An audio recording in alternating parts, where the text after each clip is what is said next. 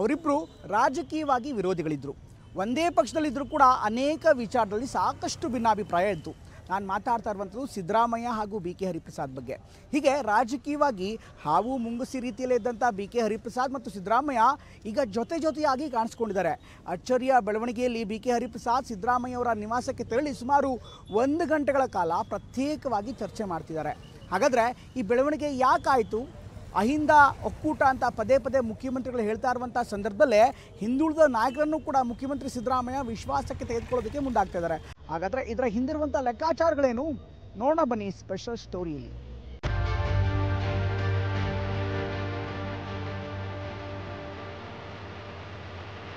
ಹರಿಪ್ರಸಾದ್ ಅವರು ನಮ್ಮ ಪಾರ್ಟಿ ಲೀಡ್ರು. ಅವರು ಏನು ಭೇಟಿಯಾಗೋದ್ರಲ್ಲಿ ವಿಶೇಷ ಏನಿದೆ? ಭೇಟಿ ಮಾಡಿ ಮೈಸೂರು ವಿಚಾರದಲ್ಲಿ ಈ ಸಾರ್ವಜನಿಕ ಸಭೆ ಅಲ್ಲಿ ಬರಬೇಕು ಅಂತ ಹೇಳಿ ಅವ್ರ ಆಫೀಸ್ನ ಮೊದಲು ಸಹ ಹೇಳಿದ್ರು. ಬದಲಾದ ರಾಜಕೀಯ ಪರಿಸ್ಥಿತಿ ನಾಯಕರನ್ನ ಬದಲಾಯಿಸುತ್ತೆ.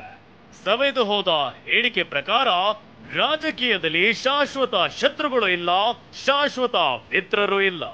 ಆದ್ರೆ ಮುನಿಸಿಕೊಂಡ ನಾಯಕರು ಯಾವ ಸನ್ನಿವೇಶದಲ್ಲಿ ಮುನಿಸು ಮರೆತು ಒಂದಾಗ್ತಾರೆ ಎಂಬುದೇ ಮುಖ್ಯ. ಇಂಥದ್ದೊಂದು ಹೊಸ ಕೆಮಿಸ್ಟ್ರಿ ಇದೀಗ ಶುರುವಾಗಿದ್ದು ಸಿಎಂ ಸಿದ್ದರಾಮಯ್ಯ ಹಾಗೂ ಪರಿಷತ್ ಸದಸ್ಯ ಬಿ ಕೆ ಹರಿಪ್ರಸಾದ್ ನಡುವೆ.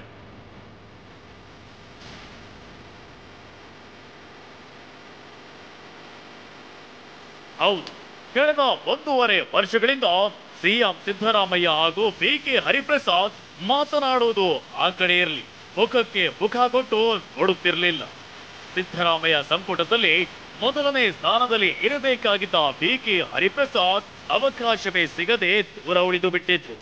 ಇದಕ್ಕೆಲ್ಲ ಕಾರಣವಾದ ಅಂಶಗಳು ಏನೇ ಇರಲಿ, ಸಿದ್ದರಾಮಯ್ಯ ಹಾಗೂ ಬಿ ಕೆ ಹರಿಪ್ರಸಾದ್ ನಡುವೆ ಮಾತುಕತೆ ನಿಂತೇ ಹೋಗಿತ್ತು.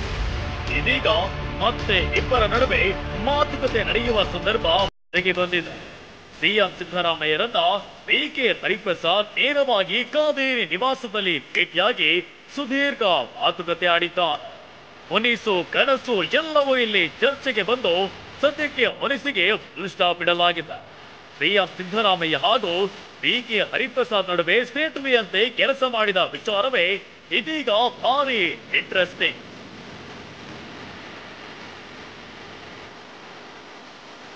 ಹೌದು, ಸಿದ್ದರಾಮಯ್ಯರನ್ನ ಭೇಟಿ ಮಾಡಿ ಅಂತ ಹರಿಪ್ರಸಾದ್ಗೆ ಆಹ್ವಾನ ನೀಡಿತು, ಕರೆ ಮಾಡಿತು ಎಕ್ಸಿ ಮಹದೇವಪ್ಪ ಕಡೆಗೆ ಮನ್ನಣೆ ನೀಡಿದ B K Hariprasad RL Jalappa ಅಳಿಯನ ಜೊತೆಗೆ ಸಿಎಂ ಮನೆಗೆ ತೆರಳಿತು. 1.5 ಗಂಟೆಗಳ ಕಾಲ ನಡೆದ ಚರ್ಚೆ ಇದೀಗ ಭಾರಿ ಕುತೂಹಲ ಕೆರಳಿಸಿದೆ. ಹರಿಪ್ರಸಾದ್ ಅವರು ನಮ್ಮ ಪಾರ್ಟಿ ಲೀಡ್ರು. ಅವರು ಏನು ಭೇಟಿಯಾಗೋದ್ರಲ್ಲಿ ವಿಶೇಷ ಏನಿದೆ?